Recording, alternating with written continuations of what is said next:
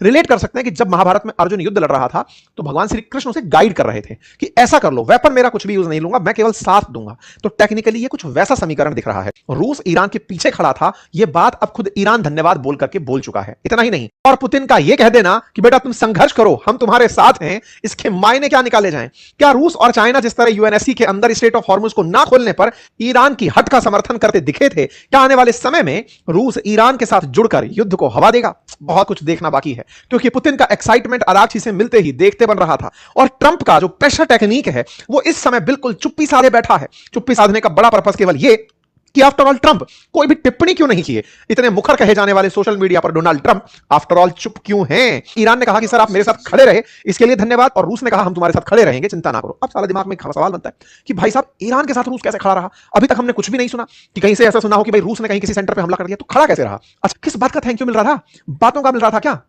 इसका मतलब कुछ तो रूस ऐसा कर रहा था जो कि अमेरिकी सैंक्शंस को किनारा करते हुए चल रहा था। मतलब पुतिन ने कुछ तो रूस की, ईरान की ऐसी मदद की थी जिसके लिए इन्हें धन्यवाद दिया जा रहा था। अराची खुद कह रहे हैं कि मुश्किल वक्त में रूस हमारे साथ खड़ा है, तो कुछ ऐसा है जिसको अब आप और हम डिस्कस कर लेते हैं। तो चलिए डिस्कशन करते हैं साहब, असल में रूस ने क्या खेला किया।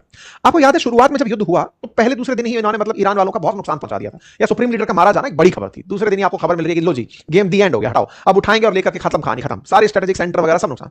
लेकिन अचानक पूरे युद्ध के अंदर ईरान की वापसी होती है। अब सवाल बनता है कि ऐसा कैसे हो गया साहब, ईरान की वापसी कैसे हो गई? तो इसके पीछे का जवाब निकल के आता है कि ईरान ने बड़ा ही स्ट्रेटेजिकली अमेरिका के जिन जिन जगहों पर बेसिस थे, जहां पर सुरक्षा सिस्टम लगे हुए थे, वहां पर एक एक करके निशाना मारना शुरू किया। निशाना मारना कहां शुरू किया साहब? जहां जैसे जीसीसी कंट्रीज में इनके कहीं अमेरिकी ठिकाने, वहां पर जॉर्डन में है, जहां भी है अमेरिकी ठिकानों पर धाड़ धाड़ ऐसे ऐसे इनके रडार सिस्टम तोड़ दिए जिनकी कल्पना अमेरिका ने नहीं की थी। आप समझिए कि अमेरिका का जो युद्ध का, जैसे समझिए ना कि इतना बम धमाके के लिए सामान रखा हुआ है, तो आधा सामान फूक गया ईरान से जंग करते करते, क्योंकि ईरान के बारे में अमेरिका ने यह सोचा था कि जनता खूब ज्यादा नाराज है इन लोगों से। उधर जैसे हमने मादुरो जी को वहां से उठा के ले गए थे, ऐसे यहां पर जैसे हमने को खत्म करेंगे, युद्ध खत्म हो जाएगा, जनता खुश होकर के सड़कों पर आ जाएगी और कहेगी बस काल का अंत हुआ और अब हम आराम से जिंदगी जिएंगे। अमेरिका इतनी प्रिपरेशन के साथ था।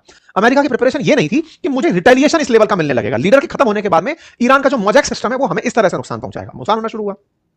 इस नुकसान में बड़ा सवाल था कि इन्हें इंटेलिजेंस दे कौन रहा था? इतनी भारी इंटेलिजेंस कि अमेरिका का यह ठिकाना है, इसे निशाना बनाओ।